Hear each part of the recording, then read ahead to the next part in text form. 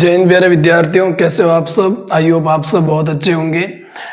आज हम एक नए विषय के बारे में बात करेंगे, यानी कुछ नया टॉपिक के बारे में आज हम इस क्लास के अंदर चर्चा करेंगे। और हम ये जानेंगे कि जिस प्रकार से हमारे जो 5th क्लास बोर्ड होती है, साथ ही 8th क्लास में जो ये बेसिक्स स्टोरी पूछी जाती है, वो स्टोरी हम किस प्रकार से लिख सकते हैं, आखिरकार कौन सी चीज़ों का हमें स्टोरी लिखते समय ध्यान रखना है। और प्रत्येक बार आपकी 5वीं क्लास और 8वीं क्लास, बाकी अन्य क्लासेज जैसे 6th हो गई, 7th होगी, इन क्लासेज में भी स्टोरी पूछी जाती है। तो आखिरकार हम किसी कहानी को, जैसे कोई प्यासा कौवा कहानी है, कोई लालची कुत्ता कहानी है, उस कहानी को हमें इंग्लिश के अंदर लिखने को बोला जाता है 60 वर्ड्स में या फिर 80 वर्ड्स के आसपास। तो किस प्रकार से हम उस कहानी को लिख सकते हैं। हमें हिंदी में तो बेशक अक्सर याद होती है, लेकिन हम उसको इंग्लिश में नहीं लिख पाते। जब हम इंग्लिश में लिखते हैं तो हमें कौन कौन सी चीज़ों की रुकावटें आती है और कौन कौन सी चीज़ों का हमें ध्यान रखना होता है। तो आज की इस क्लास के अंदर मैं विशेषकर उसके बारे में बात करूंगा कि हम किस प्रकार से एकदम बिगिनर हो, हमने पहले स्टोरी लिखने का प्रयास किया, हम सीख नहीं पाए, और यदि हम सीखे हुए तो हमारा रिवीजन हो जाएगा बहुत अच्छे से।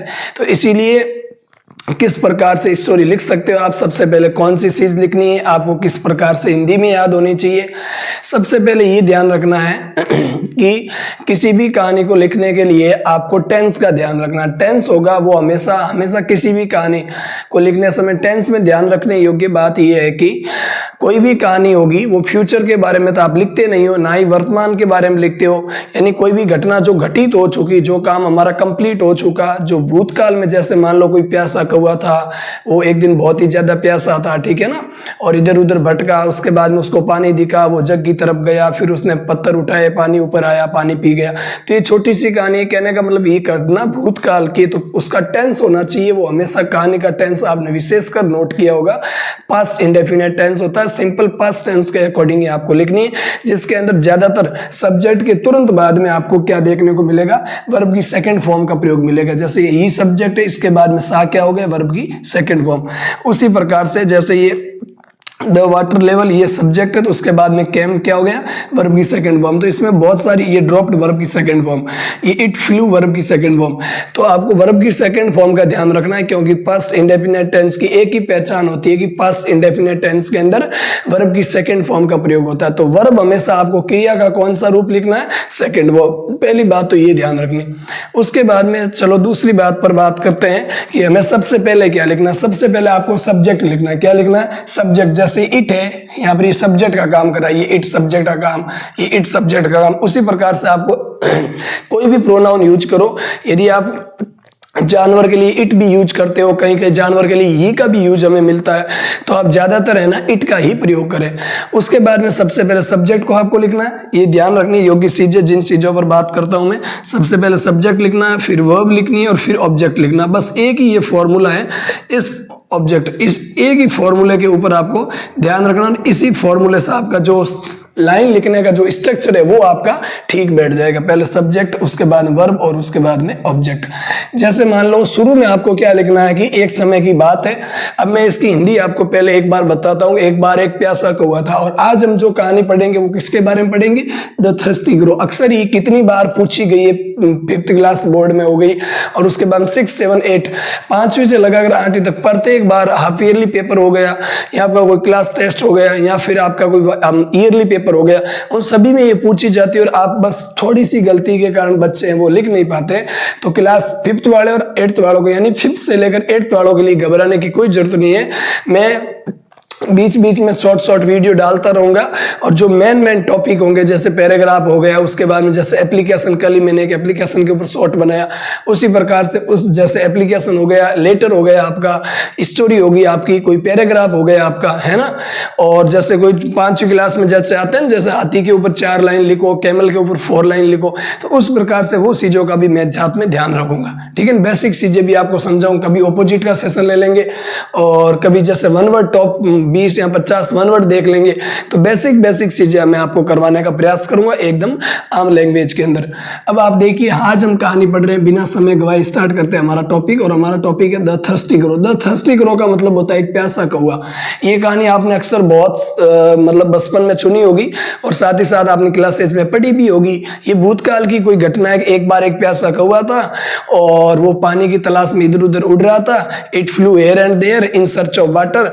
उसके बाद में उसको क्या हुआ, आफ्टर सम टाइम उसको एक क्या दिखा, इट्स आई जग, या इट्स आई पिक्चर। उसने एक पिक्चर या जग कुछ न कुछ देखा। कहाँ देखा, इन ए गार्डन के अंदर देखा। फिर वो उड़कर वहां गया, इट फ्लू देयर। उसके बाद वो उड़कर वहां गया। फिर उसके अंदर क्या था, there was some water in it. ये इट किसके लिए है, इस घड़े के लिए। इट घड़ा, यहाँ पिक्चर लिख सकते हो, पोर्ट लिख सकते हो, तो कुछ भी। एक बार मैं आपको बोलकर थोड़ा बड़ा सा सुना देता हूँ थोड़ा थोड़ा। उसके बाद में जो उसकी सोच थी, its beak did not reach in water. उसकी जो सोच थी वो पानी के अंदर नहीं पहुंच पा रही थी। तो इट सा सम पीपल्स नियर। उसने कुछ पास में क्या देखे, कुछ पीपल्स देखे। और it thought of A plan. उसने एक प्लान सोचा। प्लान सोचने के बाद में उसने क्या किया, उस पीपल्स को it dropped bye one into the water. उस पानी के अंदर उसने क्या, पिक्चर लिख सकते हैं, वाटर लिख सकते हैं। उसके अंदर उसने क्या, पीपल्स को क्या किया, ड्रॉप्ड कर दिया। फिर जो पानी का लेवल था, द वाटर लेवल वाज, या the water level cam up. तो पानी का जो लेवल था वो कैम अप हुआ या रोज अप हुआ। उसके बाद में it drank the water and flu away. फिर वो पानी को पी गया और उसके बाद वो उड़ गया। तो आपने देखा होगा कि, और फिर आपको मोरल लिखना है कि यूज योर विजडम, अपनी बुद्धि का क्या करो, प्रयोग किया करो। तो इसके अंदर आपको ज्यादा घबराने की जरूरत नहीं है। बस आपको सिंपल हिंदी में याद रखना, उसी लाइन को, हिंदी की लाइन को इंग्लिश में ट्रांसलेशन करना। ट्रांसलेशन करते समय ये ध्यान रखना, वर्ब की सेकंड फॉर्म का प्रयोग करना। सेकंड फॉर्म जैसे मान लो मैं गो वर्ब, इतना तो आप बेसिक जानते ही होगो। जैसे गो है, ये वर्ब की फर्स्ट फॉर्म है, इसकी सेकंड फॉर्म वेंट होती है और थर्ड फॉर्म गॉन होती है। ये आपको चीजें ध्यान रखना। आपको ज्यादातर यूज करना वो वर्ब की सेकंड फॉर्म का यूज करना। जैसे कम की तो कम, कैम कम। तो उसी प्रकार से इसके अंदर जो वर्बें हैं,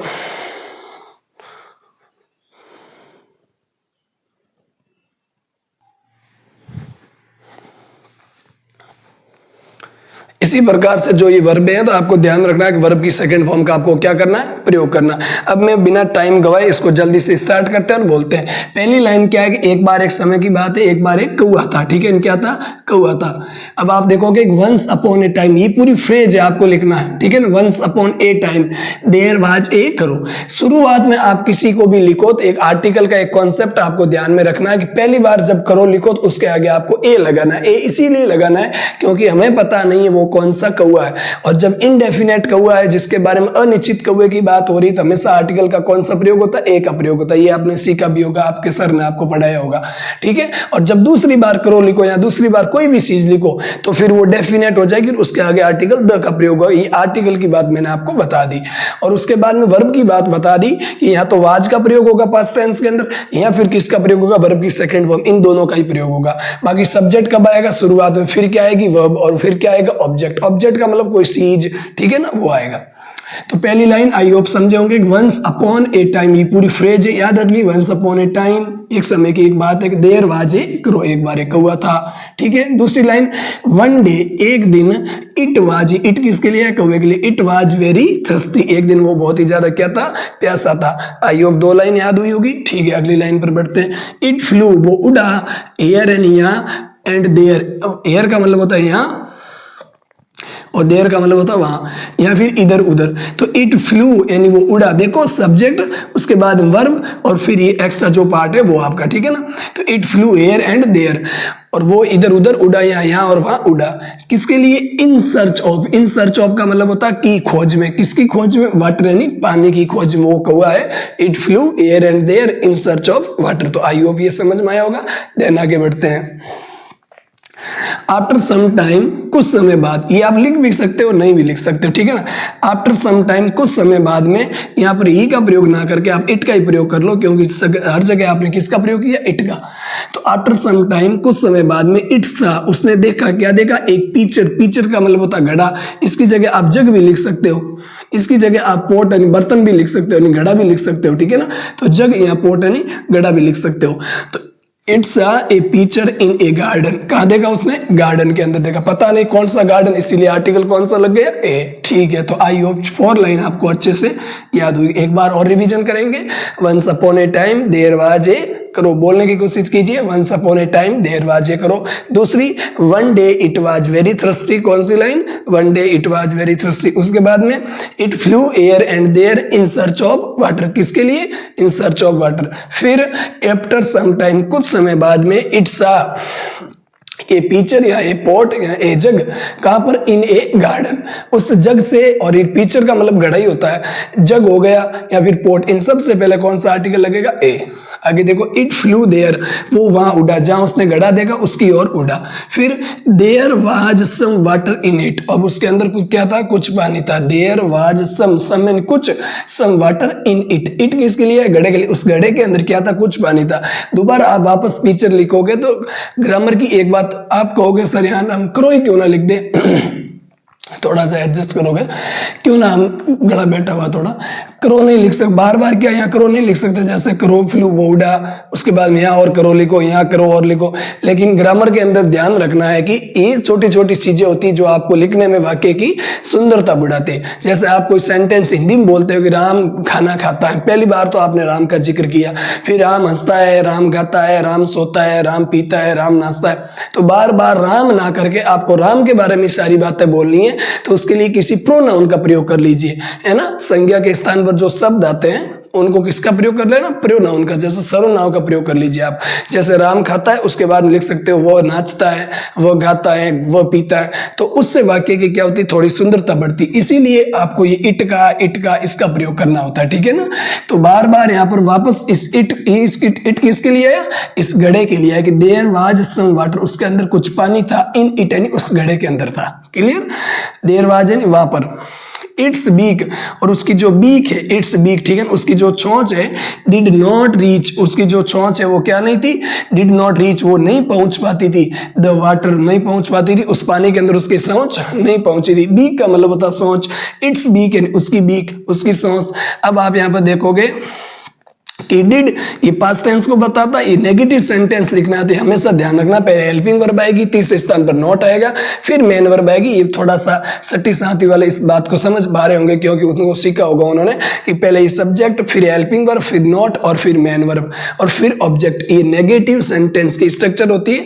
डिड के बाद में आपको ध्यान रखना है, इसके अंदर पहली फॉर्म ही लिखनी है। आप ऐसे नहीं कि पास्ट टेंस है वर्ब की सेकंड फॉर्म, लेकिन ध्यान रखना डिड आ जाए ना, तब पास्ट टेंस के अंदर भले पास्ट टेंस हो लेकिन वर्ब की फर्स्ट फॉर्म ही आएगी। डू, डज, डिड तीनों के बाद में आती है।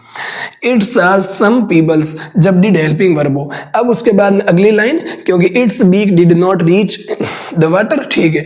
अगली लाइन, इट्स आर सम पीपल्स, उसने क्या देखा? कुछ पीपल्स देखे। पीपल्स का मतलब उसने क्या देखा? कुछ पत्थर देखे। उसके बाद में it thought of plan, it thought, उसने सोचा। क्या सोचा? ऑफ यानी का, के की, ठीक है। क्या सोचा? एक प्लान। एक प्लान का मतलब एक विचार सोचा है, एक आइडिया आया, उसके अंदर एक तर्क आया कि ऐसा कुछ मैं काम करूं। कौन सा प्लान सोचा वो तो हमें पता नहीं, लेकिन एक प्लान जरूर सोचा। आगे देखो, इट्स ड्रॉप्ड, उसने ड्रॉप्ड किया, डाले। क्या डाले? उठा के डाले उसने द पीबल्स। अब आप देखो, पीबल्स यानी पत्थर। अब यहाँ पर जब पीबल्स है तब आर्टिकल लगा ही नहीं। आप कहोगे यहाँ पर ए एन द, क्यों? ए और एन तो लग सकता था ना, ए और एन इसलिए नहीं लगा क्योंकि ए और एन, पीबल्स का मतलब होता है बहुत सारे पत्थर, एस लगा है ना, कंकड़, और जब ए और एन तो सिंगुलर के लिए आता, इसीलिए ए और एन नहीं लगा, ध्यान रखना। अब यहाँ पर क्या होगा? पीपल्स का प्रयोग दोबारा हुआ है तो कौन सा आर्टिकल लगेगा? द सिंगुलर के लिए, प्लूरल दोनों के लिए आर्टिकल का प्रयोग होगा। मैं कभी आर्टिकल की क्लास भी लगवाऊंगा, बेसिक बच्चों के लिए, छोटे छोटे है ना पॉइंट। वन बाय वन, एक एक करके, into the water, into the picture, है ना, उस घड़े के अंदर जब बाहर से कोई चीज अंदर डालते हो तो इनका प्रयोग ना होके वो चीज गति होकर, जैसे मैं मारकर यहां से यहां छोड़ूंगा तो ये गति होकर गया, तो किसका प्रयोग होगा? इनटू का, ध्यान रखना, ठीक है। इनटू प्रीपोजिशन होती है। द वाटर, जो पानी था, लेवल, लेवल एंड उसका जो पानी का जो स्तर था, केम अप, केम अप का मतलब होता ऊपर आ गया, ठीक है, ऊपर आ गया। अपन कहते कम अप, ऊपर आ जाए, उसी प्रकार से केम अप यानी ऊपर आ गया। यहाँ रोजब भी लिख सकते हो, इसकी जगह आपको कहीं कहीं रोजब भी लिखने को दिखने को मिलता है। आगे, इट ड्रैंक, उसने पिया, द वाटर, किसको? पानी को, एंड यानी और, फ्लू अवे, और फिर क्या हो गया? वो उड़ गया। क्या हो गया? उड़ गया। फ्लू अवे का मतलब होता है उड़ गया। आई होप इतना समझ में आया होगा। फिर आपको एक मोरल लिखना है। मोरल का मतलब होता है नैतिक लिखना। नैतिक के अंदर क्या लिखोगे आप? कि यूज योर विजडम, अपनी बुद्धि का क्या कीजिए? प्रयोग कीजिए। तो ये चीज आपको क्या करनी है, ध्यान रखनी है। मैंने बता दिया सबसे पहले एक once upon a time there was a crow, one day it was very thirsty, एक दिन बहुत ही ज्यादा प्यासा था। It flew here and there in search of water. अगली लाइन आफ्टर सम टाइम उसने क्या देखा, it saw a pitcher in a garden. It flew there, वो वहां पर उड़ा, और उसके बाद में there was some water, it there was some water in it, उसके अंदर कुछ पानी था। फिर इट्स बीक, और उसकी जो सोच थी, एक मिनट बड़ी गलती कर रहे थे, BEA के सोच की स्पेलिंग होती BEA के बीक, थोड़ा ध्यान ना रहा था हम जल्दबाजी में। तो इट्स बीक, उसकी जो सोच थी, did not reach in the water। आगे it saw some peoples, उसने कुछ पीपल्स देखे, और it thought of a plan, फिर पीपल देखने के बाद में उसको प्लान आया, और फिर उसने ड्रॉप्ड किए पीपल्स को one by one. It dropped the pebbles one by one into the pitcher, घड़े के अंदर, जग के अंदर। यहाँ पर आप जग भी लिख सकते हो, लेकिन ध्यान रखना यहाँ जग लिखा तो यहाँ भी जग लिखना, इस बात का विद्यार्थियों ध्यान रखेंगे। आगे द वाटर लेवल था वो कैम अप हो गया, और इट ड्रैंक, उसने पिया द पानी को, एंड फ्लू अवे, नहीं वो उड़ गया। और मोरल क्या है, यूज और विस्डम, बुद्धिमत्ता का प्रयोग करो। तो आई होप ये आपको अच्छे से समझ में आई होगी। जो भी भाई बहन आपके 5वीं 6ठी 7वीं 8वीं क्लास में पढ़ते उनको ये मेरा वीडियो शेयर कीजिए, और ताकि वो अच्छे से अच्छा स्कोर है वो कर सके। मैंने अपनी बाईलैंग्वेज दोनों भाषा के अंदर समझाने की कोशिश की। मिलते हैं तब तक नेक्स्ट वीडियो में। सी यू टुमारो। जय हिंद।